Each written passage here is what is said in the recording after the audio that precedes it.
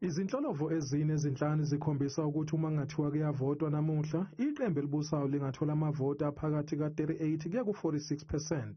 Lokhu kuvezwe abenhlangano i-Ipsos.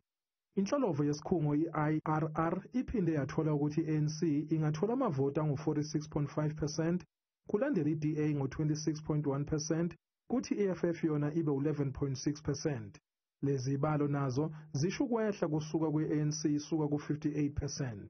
Yize kunjalo, i-ANC okhethweni lokuchibiyela lwangomhla zingama-31 kuMasingane kuWard 3 kuMasipala waseBushbuckridge empumalanga, i-ANC yakwazi ukubuyisa lo masipala eyayunqobe ngo-2021.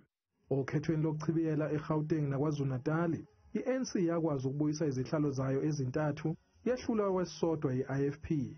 Ovela esikhungweni esigqugquzela ukugcinwa kwentando yeningi uThembelani Mazibuko uthi le miphumela ayisho okutheni njengoba kusuke kuvotelwa lowo muntu wendawo osuke egaqele leso sikhundla sokuba yikhansela. If you are a casual observer and you say, well, look, these polls are showing the ANC at 45% or 40%, but I'm looking at the by-election results, the ANC is winning 75%.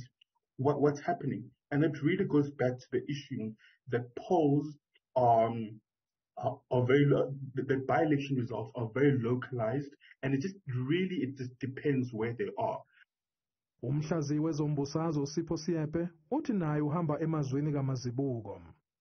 You need to understand that when you talk about the by-elections, you are talking about a small geographic space where a party might have a stronghold.